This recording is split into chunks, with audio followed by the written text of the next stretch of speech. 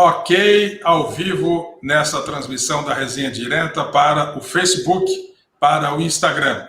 Bom, vamos começar a explicar para os nossos queridos amigos que estão presentes aqui que ideia é essa de fazer uma resenha direta. Por que isso, hein? Conte aí, Roberto Vitor. Pois é, Gomide, estava eu aqui um dia em casa, num final de expediente, tinha acabado de sair do escritório, recebi o telefonema de um amigo, que também é uma liderança política aqui no nosso estado, e ele falou: Roberto, por que é que você não cria, cara, um canal para ficar recebendo pessoas, para conversar a respeito da vida delas, tipo assim, o lado B das pessoas. A gente sabe que o Roberto Vitor é um advogado, um professor, presidente de entidade, que o Gomide é um jornalista, um advogado, ex-diretor de um grande sistema de comunicação do Brasil. Mas e o lado B? O que é que o Gomide gosta no seu lado B, quando não está profissionalmente ali fardado, né? O que é que o Roberto Vitor gosta quando não está em sala de aula, quando não está na labuta do fórum? E aí eu peguei e disse: rapaz, isso aí dá uma boa ideia. E além disso, Gomide, a história de trazer os anônimos. Quem são os anônimos? São aqueles que fazem acontecer, mas ninguém sabe que é o cara que faz acontecer. E além disso, a gente também trazer aqueles que fazem acontecer, que a gente sabe que eles fazem acontecer, mas entender como é que eles fazem acontecer. Então é o exemplo dos nossos próximos convidados aí. A gente quer trazer alguém, aqui vou dar um exemplo, vamos trazer aí um cineasta, ele vai contar como é os bastidores de uma gravação de cinema, como é que é o convívio com os atores, como é a passagem de texto, quantas vezes aquela cena deve ser gravada. Então essas curiosidades é que eu acho que a nossa resenha vai marcar, sabe, Gomide? Essa foi a minha ideia, e aí eu joguei para você, plantei a semente, e você veio e trouxe essa árvore aí que já está frondosa e frutífera. É o nosso começo, o nosso bate-papo, né? Quando foi que nós nos conhecemos em Fortaleza, meu amigo Roberto Victor? Lembra disso? Eu vou lembrar do que eu lembro e você vai lembrar da sua parte aí. 2016, né? 17, talvez. 16, acho que talvez 16, né? Finalzinho de 16. 16 mesmo, exatamente, 2016, E como foi, lembra? Lembro. Fui lá no sistema conversar com você, né? Lhe fazer um convite para você integrar a Academia Cearense de Direito, porque aí poucas pessoas devem saber, mas você também é advogado, com carteira da OAB, né? Com exercício de advocacia, se assim quisesse fazer. E aí eu fui lhe convidar lá para você ser nosso colega na Academia Cearense de Direito, que com muita honra você aceitou. E essa brincadeira aí já vai fazer aí 5 anos, né? Exatamente. Deixa eu tirar aqui isso aqui, porque não é dessa live isso aqui, ok. Agora essa aqui assim. Pois é, né? Inclusive quando você chegou lá no local de trabalho, e aí eu me perguntei assim, mas eu sempre exerci a minha função de jornalista. Eu realmente fiz faculdade de Direito, me formei 32 anos atrás, nunca exerci na prática o direito, a advocacia, e nem necessariamente dizia para todos também ter esta formação. E quando você foi lá propor que eu fizesse parte da Academia Cearense de Direito, uma das primeiras perguntas que eu fiz assim, mas como você sabe que eu sou advogado? Eu lembro de ter perguntado isso. Verdade. E aí você disse assim, tem as minhas fontes e tal, né? E aí foi que eu, de imediato, achei uma coisa muito bacana, aceitei de bate-pronto ali, e fomos para aquela gloriosa, inesquecível festa, ou celebração, podemos dizer assim, que foi no Teatro José de Alencar, acho que aí já fevereiro, março de 17. Março de 17. 15 de março de 17. Muito bom, né? E a Academia Cearense de Direito, ela realmente ocupou um espaço importante na discussão do direito, das ideias, formada por profissionais da área do direito, espalhados por várias áreas, né? Então, nós temos ali juiz, procurador, promotor de justiça, advogado, conselheiro do Tribunal de Contas, e é um local que, assim, minha sensação que respira ideias, né? Então, e foi uma turma assim, né? Um grupo que se formou assim e que teve uma identidade muito bacana, né? São 40 integrantes da Academia Cearense de Direito, desde dezembro de 2016, e presidida por você. Então, eu queria que você também contasse, além disso, como foi, a partir da Academia Cearense de Direito, a sua entrada na Academia Brasileira de Direito, que você ocupou a presidência há algum tempo atrás. Conte para nós. Gomide, além de todos esses atores aí que você falou do nosso sistema jurídico, nós temos também lá um deputado e um vereador. Então, a gente se preocupa, formados em direito, ambos advogados, né, além de ser bacharéis em direito, também com carteira na ordem. A gente se preocupou até nisso, de ter um braço da academia no nosso legislativo municipal e estadual, para que nós possamos materializar, através de leis, aquelas ideias que nascem ali nas discussões e nos debates da academia. E aí a academia surgiu nesse nicho aí, nessa vontade, nesse desejo de ajudar, de tentar pingar um pouquinho da nossa gotinha nesse imenso oceano de incertezas que o mundo vive, não só agora, mas já vive há um certo tempo. Fundamos a academia lá em 16, já visitamos, você já esteve conosco algumas vezes, em 28 escolas públicas, já estivemos em 14 municípios do estado, já atendemos em torno assim, de 4.500 alunos, se a gente juntar todas as escolas que a gente esteve nos auditórios, distribuímos cartilha de direito do consumidor, enfim, eu acho que já fizemos uma revolução que, como você bem pontuou, nós conseguimos colocar a Academia Cearense de Direito num patamar que ela já mostrou sua importância no cenário, digamos, cearense. E por conta dessa zoada que a gente fez aqui, desse barulho que a gente fez aqui, um barulho bom, acabou se fundando a Academia Brasileira de Direito e eu tive a honra de ser convidado para ser o primeiro presidente da Academia Brasileira de Direito. São 27 estados, todos lá com representantes das 27 unidades federativas, 26 estados e mais o Distrito Federal, e eu estive lá até pouco tempo, no meu mandato de 2 anos, cumpri regiamente esse mandato como presidente da Academia Brasileira de Direito. Hoje sou presidente de honra da Academia, fui guindado a esse posto. Agradeci muito aos meus pares, porque reconheceram que, de fato, eu tentei fazer um trabalho bom a nível nacional. E nesse período eu até me licenciei da Academia Cearense, e aí o nosso vice-presidente, que é o nosso querido amigo Jadson Cruz, a quem eu mando aqui um abraço, assumiu interinamente a Academia Cearense de Direito, conduziu de forma muito, como um maestro regendo uma orquestra, e a gente passou por lá na academia, eu acho que uns 8 a 9 meses, ele ficou na presidência, depois eu retornei, estou até hoje aí na presidência da Academia Cearense, e esse ano a gente encerra, você faz parte da gestão também como diretor de comunicação da Academia Cearense de Direito, esse ano a gente encerra a nossa gestão, teremos eleições no final do ano, e aí só o ano que vem vai poder dizer quem vai tomar conta do futuro da entidade aí nos próximos 3 anos. Sim. E a Academia Cearense de Direito ocupou um espaço bacana, reuniu grandes personalidades do direito e conquista seu espaço. E a gente vai registrando sempre a audiência de quem está entrando aqui.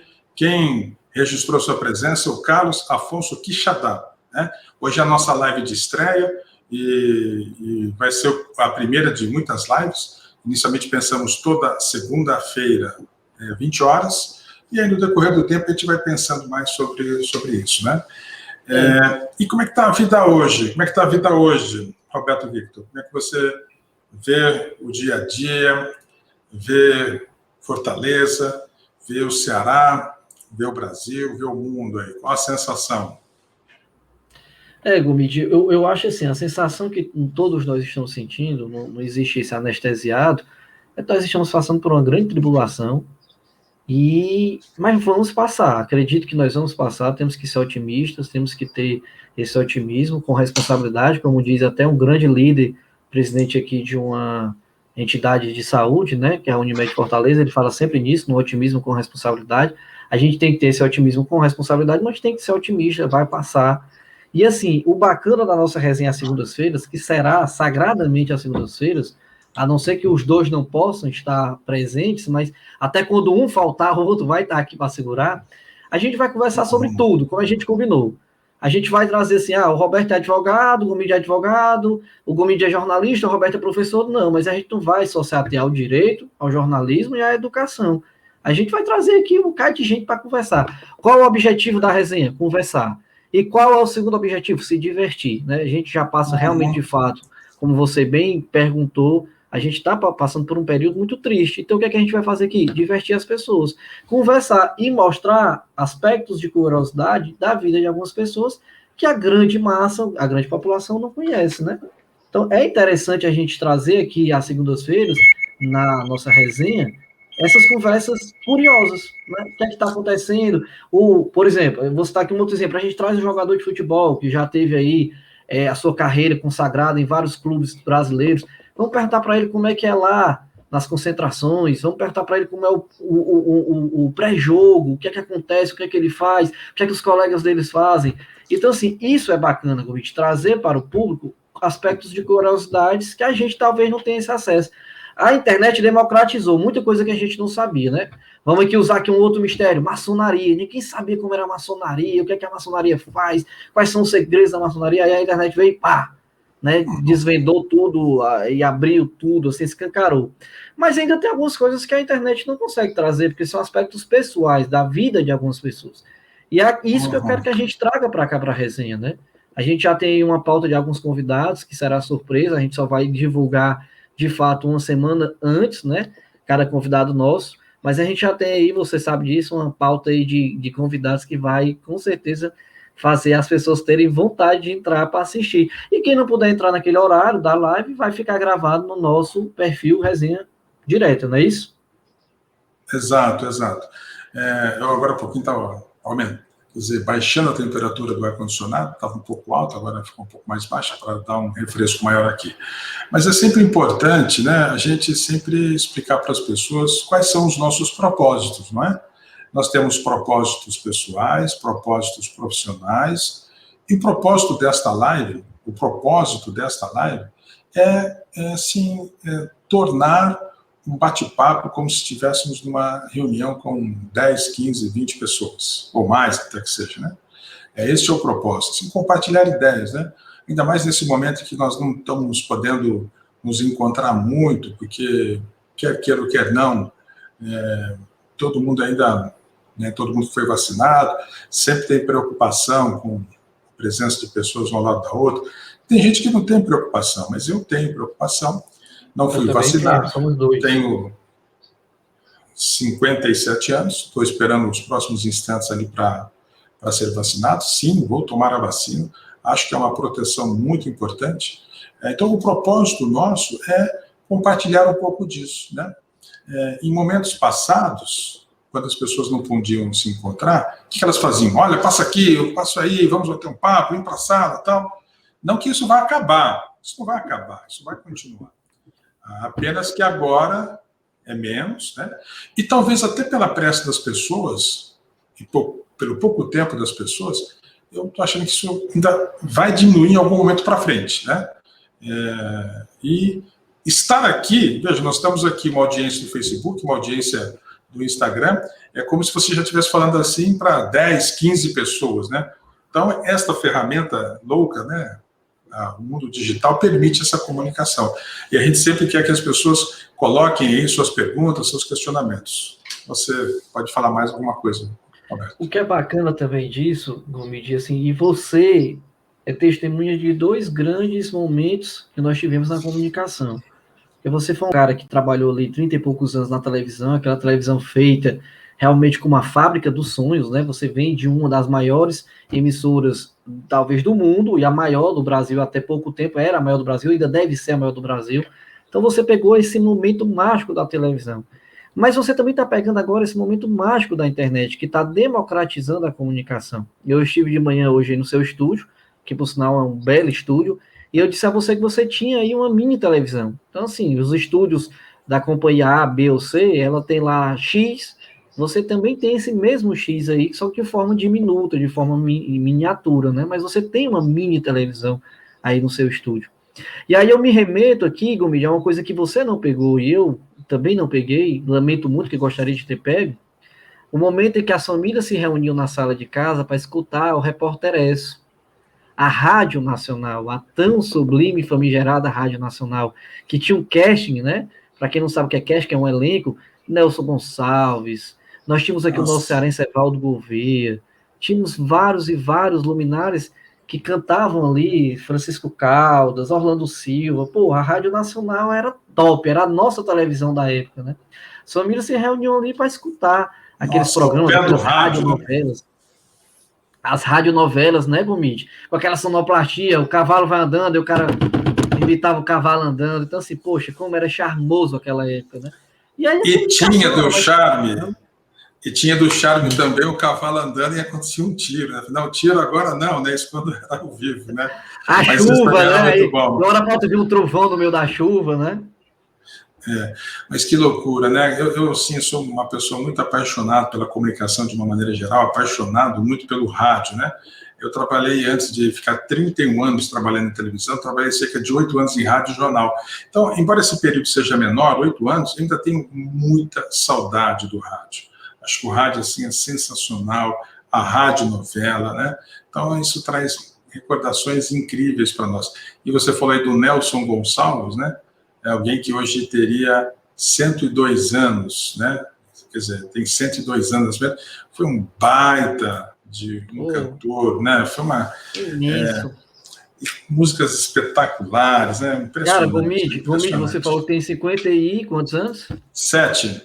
5,7. Eu tenho 3,7. Vou fazer daqui a um mês 3,7, 3,7. Mas eu com meus 3,7, quando eu gosto de tomar um negocinho, a minha cervejinha, diz aí que eu escuto quem, cara? Nelson Gonçalves. Pô, não dá para não escutar o Nelson Gonçalves. Boemia, aqui naquela mesa, né? Então, assim, eu gostaria muito que os jovens da minha idade, 37 ainda é considerada uma idade jovem, como você com 57 também é, mas você pegou um pouco dessa fase, e os meus contemporâneos não pegaram, não sabem talvez nem quem é Nelson Gonçalves. Então, porra, escutar Nelson Gonçalves tomando uma cervejinha é bom demais, viu, Gomide? Nelson Gonçalves, pensando no Brasil, Frank Sinatra, pensando nos Estados Unidos, que Julio Iglesias, teria 106 anos, né? Julio Iglesias, né? Que tentou ser jogador de futebol e não conseguiu, quer dizer, tentou ser goleiro. Foi goleiro da Real Madrid, né? Na carreira não foi para frente, né? Ó, o Gutenberg Ferreira dando boa noite para todos. Betão aí, o Betão é uma autarquia, viu, Betão Gonçalves?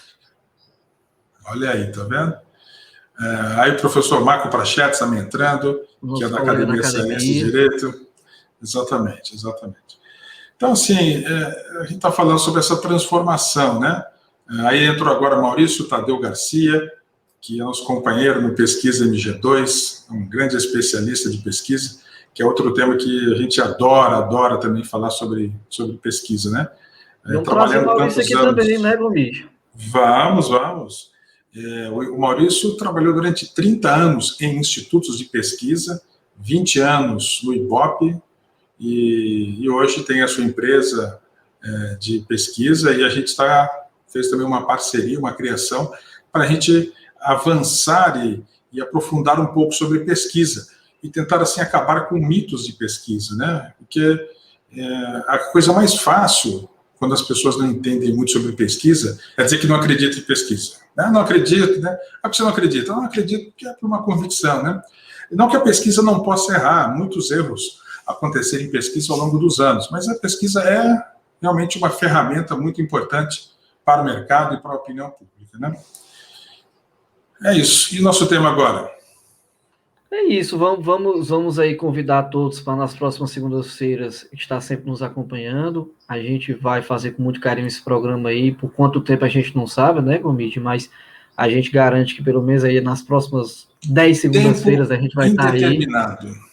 Mas pelo menos 10 segundas-feiras a gente vai cumprir, né? Pelo menos 10 segundas-feiras.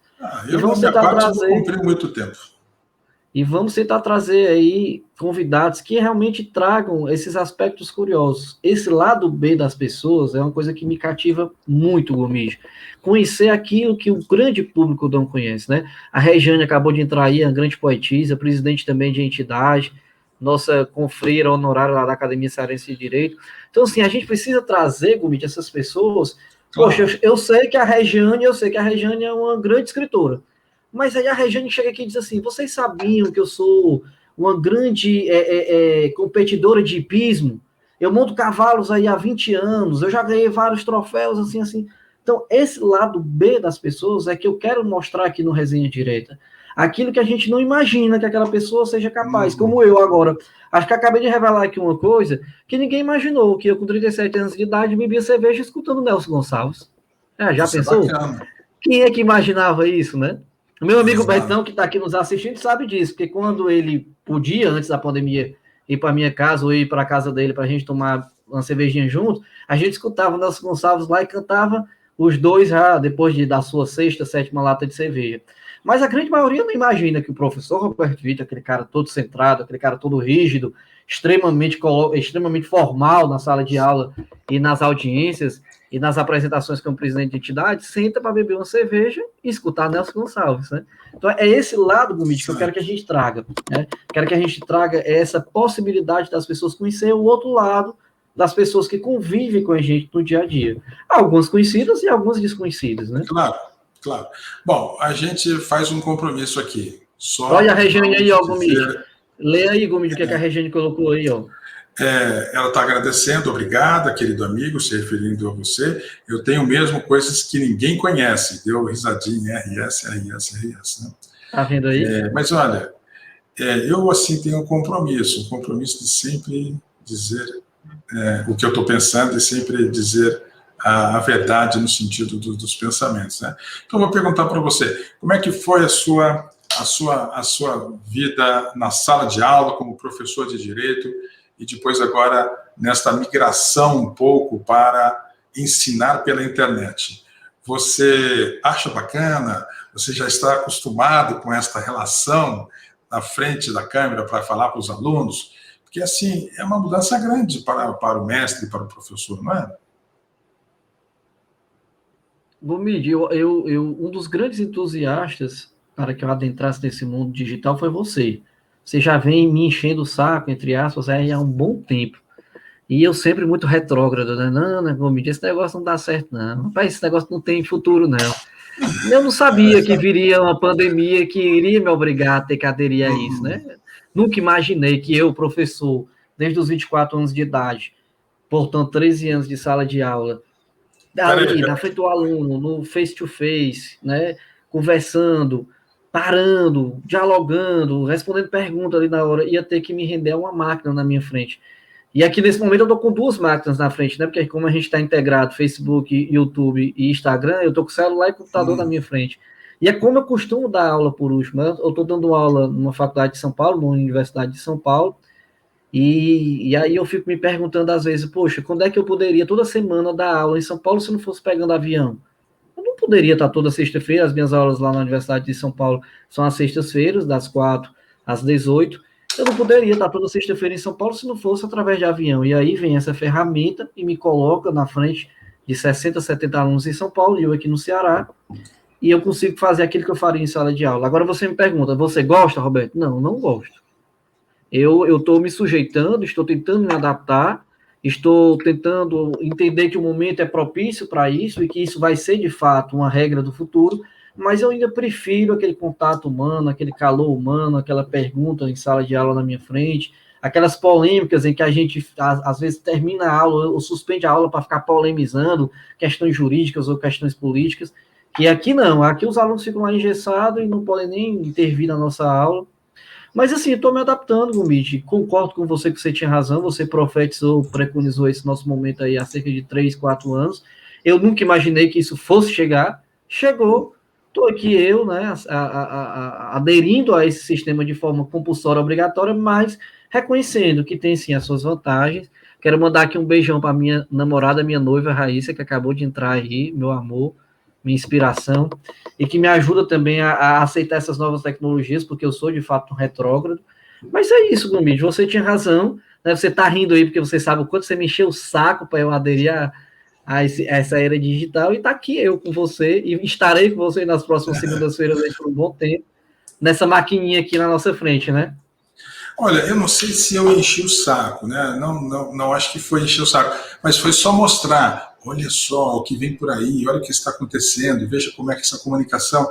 E é também totalmente compreensível que a gente às vezes tenha receio um pouco para cá, um pouco para lá, mas o tempo vai mostrando que isso não tem como escapar, né? É que nem aquela história, você está no ponto de ônibus, aí passa um ônibus e você assim, não vou entrar nesse ônibus, mas assim, porque eu não sei para onde vai. Faz o seguinte, entra, você não sabe para onde vai, entra, e depois você vai conhecendo o percurso. Então você vai saber se aquilo foi bom, se não foi bom, etc. Né? Mas não tem como mais escapar disso. Eu só acho assim que a própria pandemia assim, antecipou um pouquinho essa chegada tão forte agora do mundo digital, e que chegou cheio de problemas. Há muitos problemas de atendimento das empresas, do treinamento das pessoas, está cheio de situações que vão ser necessários ajustes, né? Mas essa é uma realidade que não há como fugir dessa realidade, né? Você imagina, eu, por exemplo, já que estamos sempre propostos a falar a verdade, né? Eu, quando começou, não sei precisar que tempo exatamente, o pagamento de contas em banco, eu não achava aquilo muito seguro, não achava aquilo muito, sabe, que me passasse segurança. Nossa, mas eu vou pagar pelo computador, mas será? Cadê o meu recibo? Tá? E hoje é impensável você ir em banco ou fazer qualquer operação que não seja, quer dizer, não hoje, já há algum tempo, impensável você fazer isso aí. Então, a gente vai quebrando essas coisas e vai quebrando essas nossas resistências, né? Gomídio, muita resistência. Falando em banco, eu fui fazer a minha primeira operação em caixa eletrônico e em aplicativo, com 33 anos de idade. Eu preferia pegar uma fila, conversar com o caixa, porque eu tenho uma personalidade muito conservadora.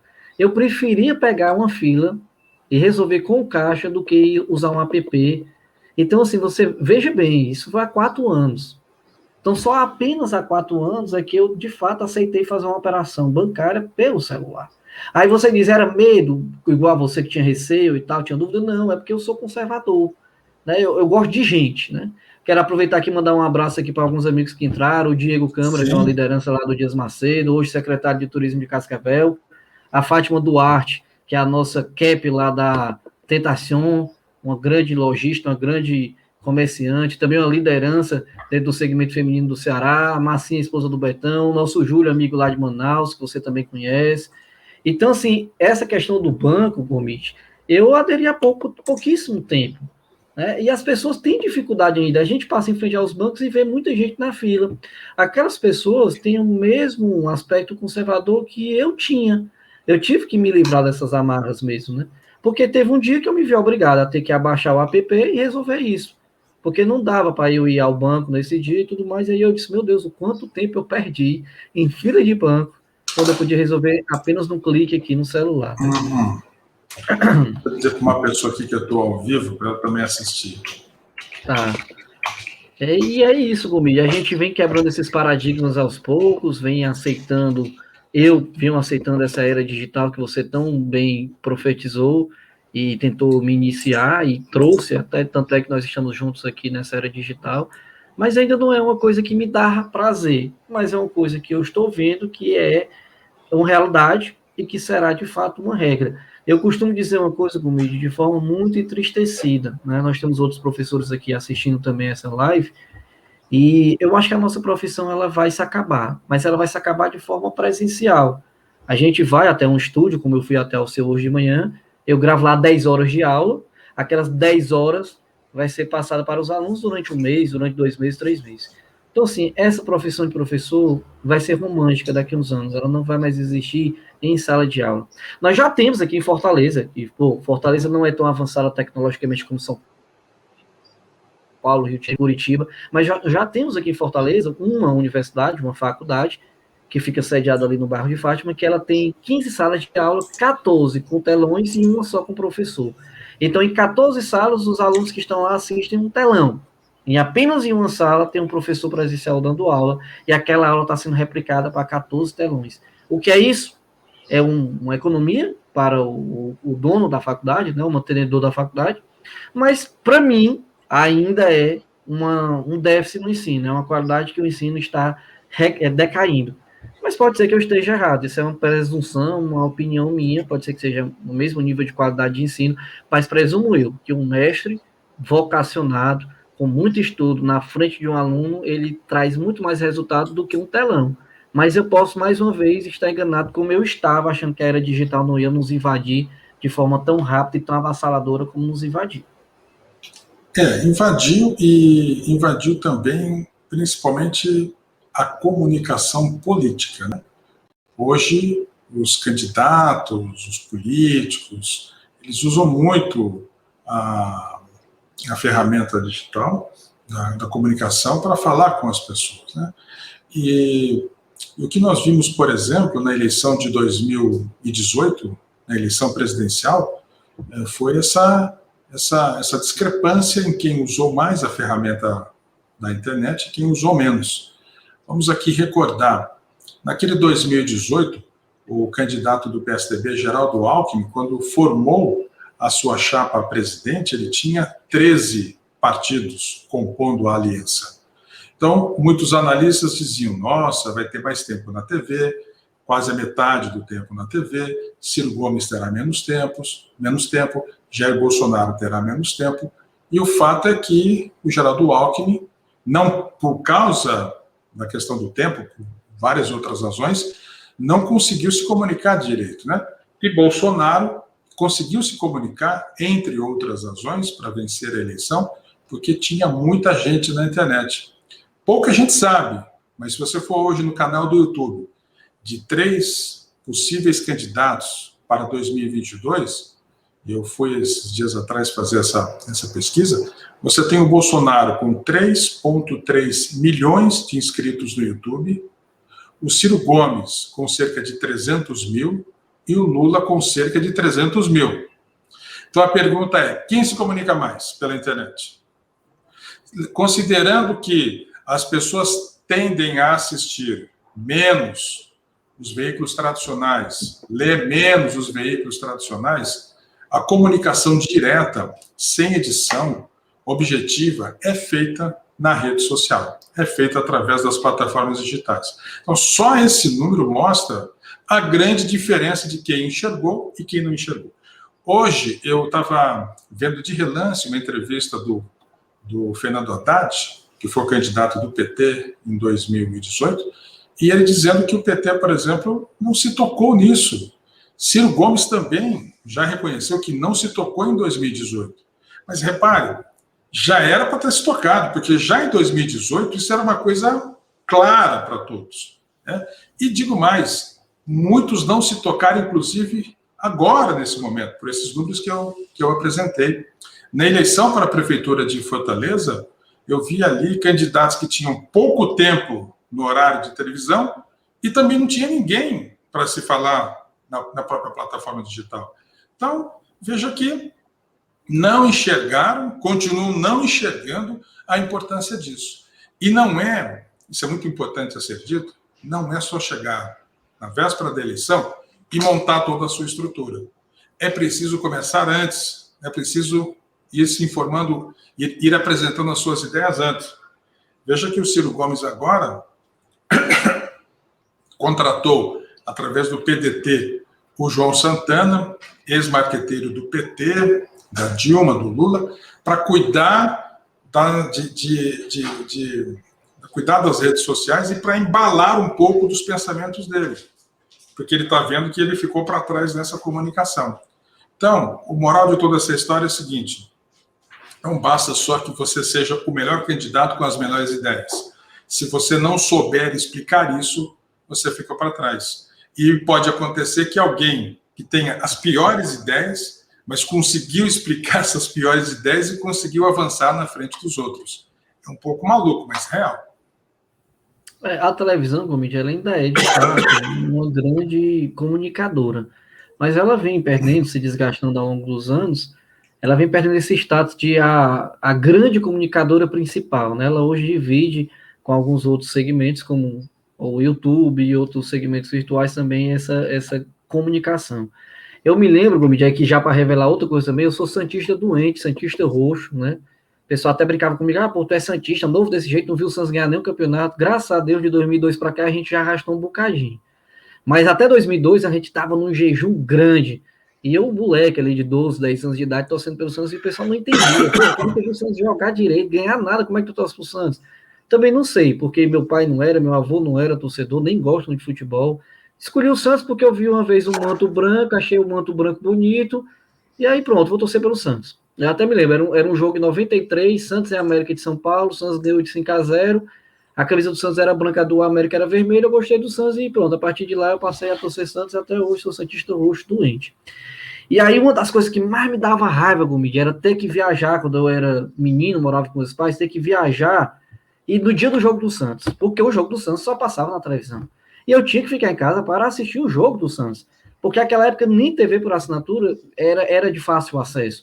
Então o jogo do Santos só passava na Globo, e se eu estivesse viajando, eu não ia assistir o jogo do Santos.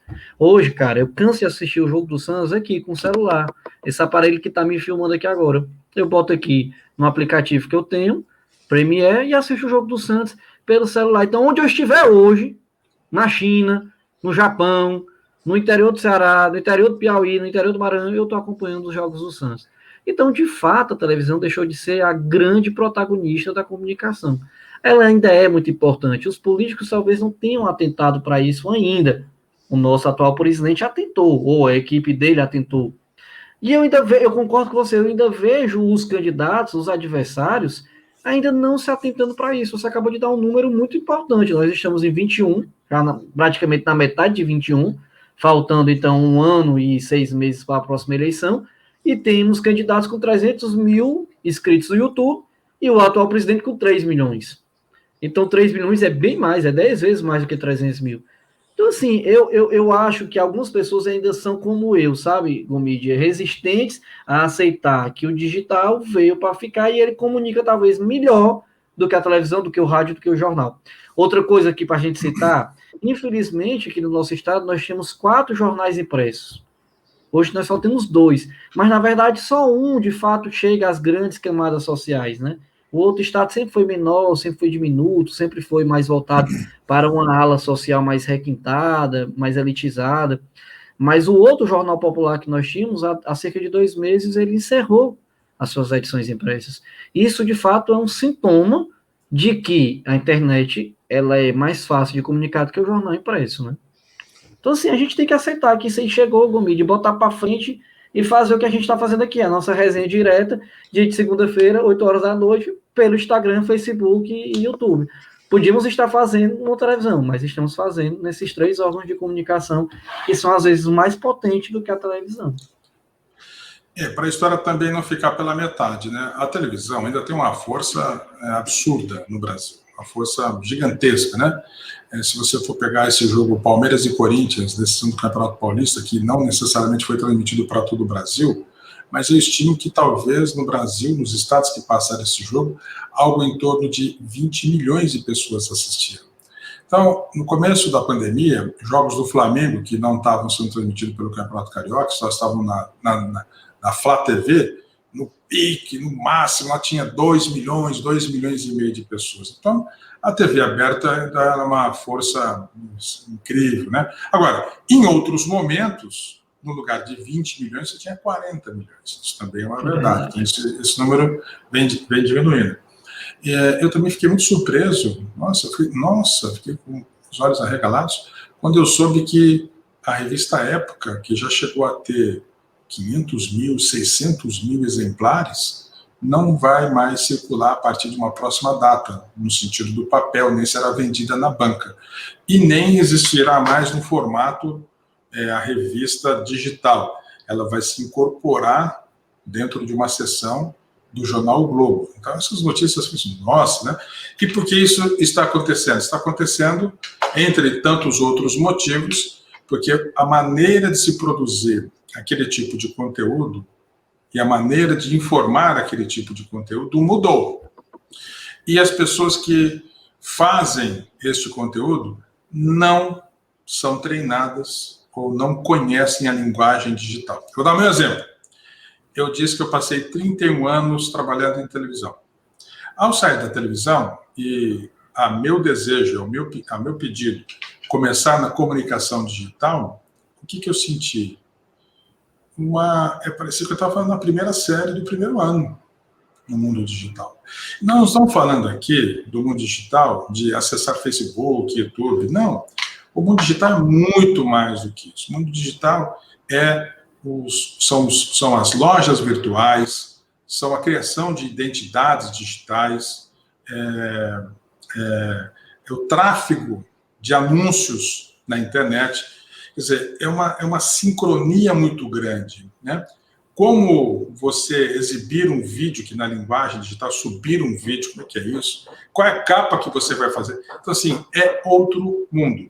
E as pessoas que estão nos veículos tradicionais, que querem juntar as duas coisas, não conseguem, porque elas não são treinadas, não são orientadas para aquilo. A comunicação é a mesma, né? Você falar, informar, mas os recursos, os processos, as ferramentas são diferentes. E essa diferença, ela não é percebida por quem continua lá. Uma mudança grande que eu vejo no rádio, de quem eu sou apaixonado, né, é que o rádio foi para a internet, né? Eu percebo que foi liderado, pensando num cenário Brasil, das grandes emissoras, pela Rádio Jovem Pan de São Paulo. E quando eu vi a Jovem Pan fortemente transmitindo o seu conteúdo do rádio, simultaneamente da internet, e eu não via isso acontecer nas outras emissoras. Algo como Rádio Bandeirantes, Rádio Transamérica, isso pensando no mercado de São Paulo. E vi a Jovem Pan sozinha, né? Agora sim, já há algum tempo, 1 ano e meio, 2 anos, as emissoras entraram fortemente também nisso para cooptar aquele ouvinte do rádio. E até hoje faz uma outra coisa interessante. O rádio, quando tem comercial, eles dizem assim, olha, estamos em comercial no rádio, mas aqui no YouTube a gente continua com a nossa transmissão, para não perder aquele público que está lá assistindo. Então o comercial não roda no YouTube, até por uma questão comercial também, porque se rodasse no YouTube, o próprio YouTube desejaria uma fatia daquilo, já é uma outra negociação. Então, veja-se que essa mudança na cabeça das pessoas é muito difícil. E mais, você tem que tentar buscar uma média do que desejam as pessoas das mais variadas faixas de idade e de regiões do Brasil.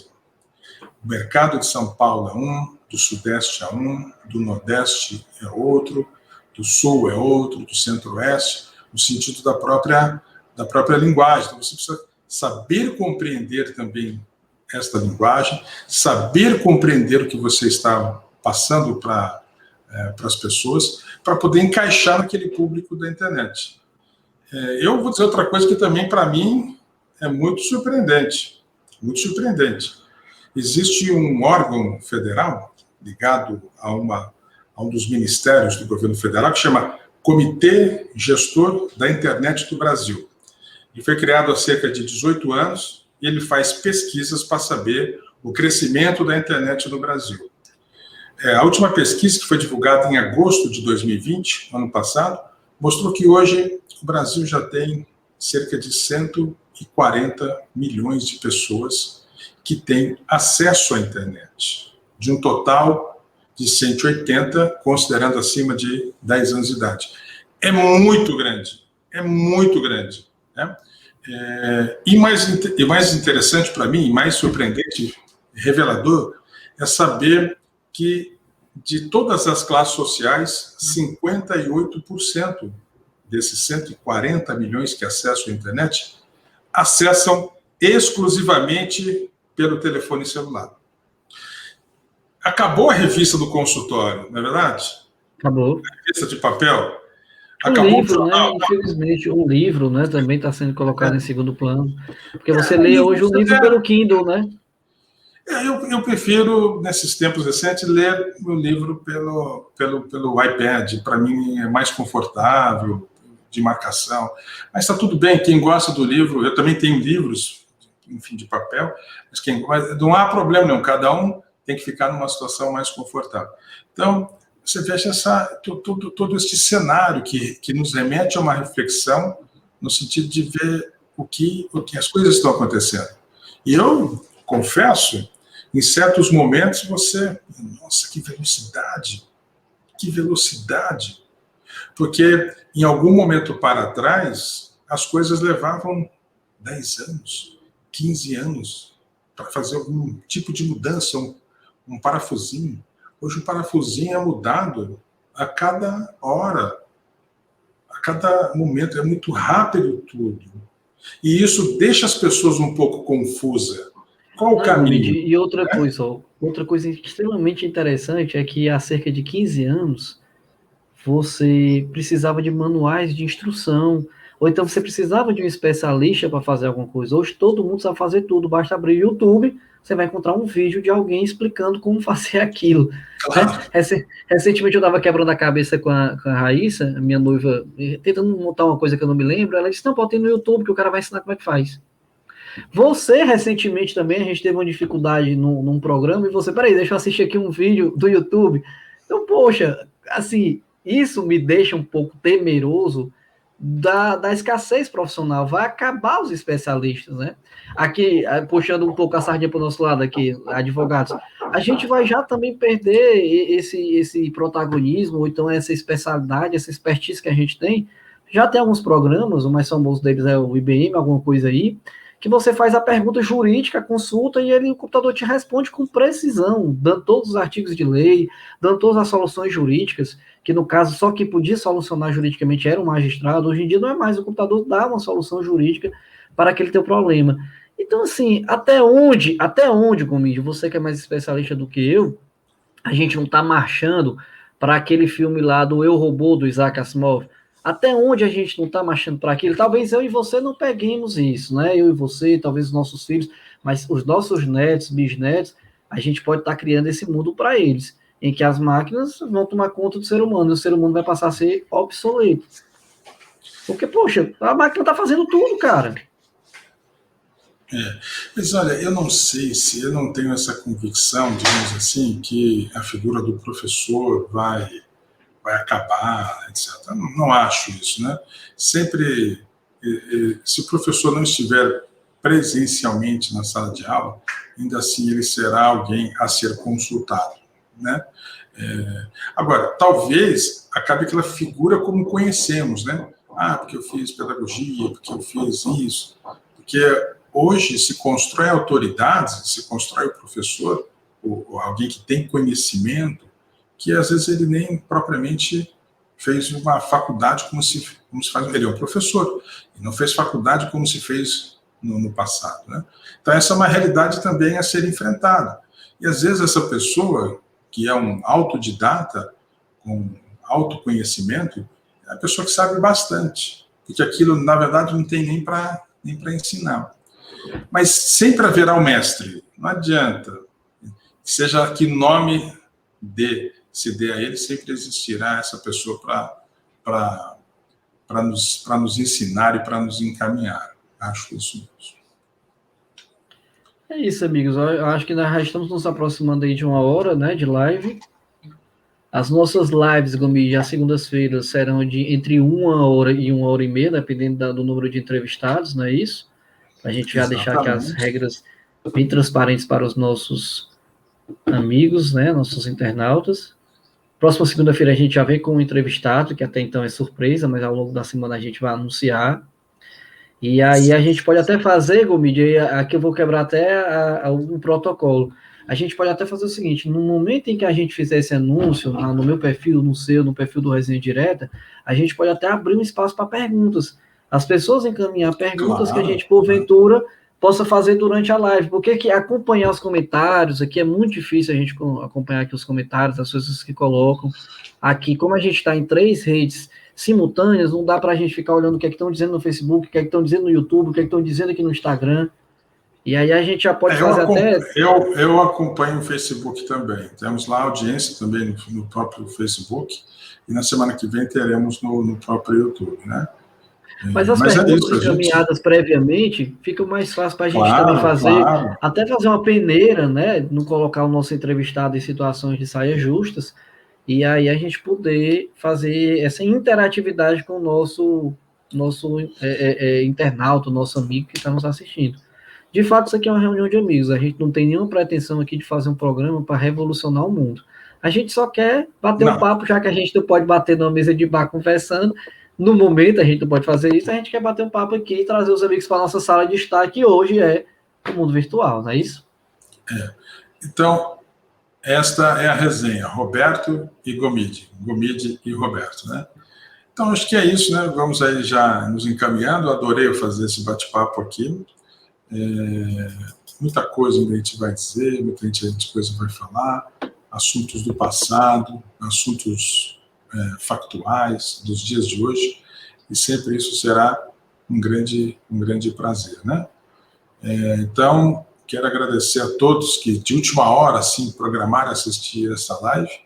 Eu, sinceramente, achei que foi uma audiência acima do que eu podia imaginar, porque temos uma audiência de queridos amigos meus, queridos amigos seus, e que vieram aqui comparecer para ouvir um pouquinho do que a gente tem para dizer. Eu converso muito com o Roberto, e quando a gente dá para conversar, vou dizer, viu? Uma hora e meia de telefonema, né? Hora e meia de telefonema, hora e meia. Então a gente quer transformar aquela 1h30, nem necessariamente tudo isso, né?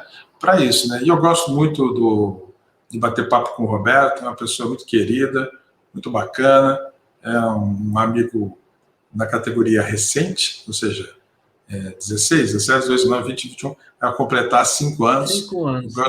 E gosto muito de conversar. Somos, assim, de geração relativamente distantes, né? Uma diferença de 20 anos, mas essa conta para mim nem aparece. Nem para mim. Eu quero conversar com todo mundo, quero conversar com pessoas de 70, de 50, de 20, de 25, né? E algo que eu tenho batido muito, já para a gente ir encerrando, né? Mas só fechando o raciocínio, algo que eu tenho batido muito na tecla, em casa, com os meus filhos, com a família, com os amigos, é que nós precisamos cada vez mais buscar se informar, para buscar consciência. Buscar se informar não necessariamente é saber de picuinhas, fofocas, disse-me-disse, né? Aquela sessão crimes em série, não é isso, né? Porque você se informar, você saber o que está acontecendo, você vai formar uma opinião consistente. Eu, lamentavelmente, vejo hoje muita gente dando opinião de coisa que absolutamente não conhece. Não sabe, não estudou, não foi pesquisar, né? Então, assim, eu fico meio triste de ver isso daí. E você tem que, quando for falar alguma coisa, que você fale alguma coisa baseado no que você viu. Porque, bato nessa tecla, né? A gente precisa ter consciência do que está acontecendo. Ter consciência do mundo que nós estamos vivendo, desse momento que nós estamos vivendo, que é um momento que lá na frente, quando a gente for recordar disso, a gente vai ficar impressionado, mais impactado do que já estamos, porque está sendo uma transformação pesada. Nós já tínhamos, não é só pensando em Brasil, é pensando em mundo, nós já tínhamos uma adversidade que é a perda de empregos por conta de vários fatores, e veio a pandemia para fazer um passapé em tantos outros empregos. Então, isso é o que mais me preocupa nesse momento. Como fazer para enfileirar estas pessoas para ter um trabalho, para ter um emprego, uma atividade. Isso aqui tem mais me preocupado. Porque o que as pessoas não podem é perder a esperança. E quando você perde o seu emprego, perde o seu propósito, você também acaba perdendo a sua esperança. E é isso que me preocupa. Então, para entender esse momento, buscar ler mais, buscar, não é ser jornalista, não é isso, mas buscar ler mais, buscar saber mais das coisas e buscar compartilhar este conhecimento com as pessoas. Não é compartilhar conhecimento, necessariamente não é compartilhar a sua opinião. Quer dizer, as pessoas têm uma opinião, dizem, eu quero compartilhar a minha opinião. Bom, tudo bem, a sua opinião está certa, mas é compartilhar o que está acontecendo, para que a gente possa tentar descobrir um caminho, tentar descobrir uma mudança no mundo que acabou se transformando. Então, essa é a minha reflexão final neste dia 17 de maio de 2021, que é essa nossa live de estreia, Resenha Direta. Você deu esse nome, eu falei para o Bruno Gomide, meu filho, aqui na Tio Go Digital, que estamos agora, eu falei assim, nossa, que nome maravilhoso. Eu gostei desse nome. Tá bom, filho, então vamos nessa sugestão. Eu falei assim, vamos fazer um Instagram. Aí o Bruno disse assim, não, precisamos fazer um canal no YouTube, precisamos fazer uma página no Facebook. Eu vou fazer um site. Não, mas filho, não precisa, site. Não, vou fazer. Então, ele já comprou o domínio e já está buscando fazer o site. Onde a gente vai chegar no Resenha Direta, eu não sei. Mas eu sei que a direção é esta, para frente. E a gente vai descobrir o nosso ponto de chegada mais à frente. Então é isso, né? Aproveitar, Gomide, para convidar quem está aqui vinculado ao meu perfil, que passa a seguir o perfil do Resenha Direta, convidar aqueles que estão curiosos, que vejam os vídeos que você vai colocar aí, se não já colocou no nosso perfil, para eles descobrirem o que é que de fato a gente vai falar, né? A gente teve um cuidado muito grande, um zelo muito especial em fazer esses vídeos, em gravar alguns pequenos vídeos, algumas vinhetas explicando o que é que cada um vai fazer, o que é que a gente vai falar. Assim, aqui a gente vai falar de tudo, não tem regra, a gente só não vai entrar em política, em religião, aqueles assuntos polêmicos que só fazem desgastar e construir muros. Aqui não, a gente quer construir pontes. Nosso objetivo no Resenha Direta é construir pontes. Ninguém aqui é dono da verdade, ninguém aqui é dono exclusivo da opinião. A gente vai tentar ao máximo tentar fugir dessas brigas políticas, sociais, religiosas. O que a gente quer é se divertir e divertir quem está nos assistindo, trazendo curiosidades, o lado B dos outros, aspectos antigos, aspectos novos, previsões, né, que o Gomide é muito bom, profeta, quer preconizar o que é que vai acontecer no futuro, e pronto, e fazer isso. Aqui a gente não quer fazer nenhum tipo de admoestação, nem tampouco proselitismo, seja político, seja social, seja religioso, seja futebolístico. A gente quer apenas conversar, como o Gomide tão bem definiu. Eu e o Gomide, a gente conversava 1h30 no telefone. Então vamos conversar agora essa 1h30, colocando um terceiro e um quarto, às vezes, aqui, para todo mundo assistir, né? Então aqui tem pessoas que estão nos assistindo, Gomide, que eu já estou dizendo de antemão que eu quero que a gente traga. O Júlio, lá de Manaus, a Regiane, né? A gente tem pessoas aqui que estão nos assistindo que podem colaborar com esses aspectos curiosos. Eu já estou super, mega, hiper curioso de saber o que é que a Regiane esconde, que ela disse que tem coisas que ela esconde. A gente vai descobrir o que é que ela esconde aí, talvez nas próximas segundas-feiras, não sei quando, mas a gente vai descobrir o que é que a Regiane esconde, viu? Olha, quando a live tem 2 pessoas, o Instagram só dá 1 hora. Então, agora estamos na regressiva, 45 segundos. 44. Abraço a todos. Então, valeu. Até a próxima segunda. Só para finalizar, se você perdeu a live de estreia da Resenha Direta, não pode perder. Vai lá, Resenha Direta, eu, Marcos Gomide, ao lado de Roberto Victor, falamos quais são os nossos propósitos e o que a gente pretende com isso. Bom, eu finalizei aqui, vou finalizar o Instagram, obrigado, até mais, mas eu vou estar no YouTube. Perdão, no Facebook. Encerrado aqui, obrigado, encerramos. E estamos aqui no Facebook, Roberto. Estamos no Facebook e desejando a todos aí um grande abraço e encerrando também esta live aqui pelo Facebook. Um abraço e até mais a todos.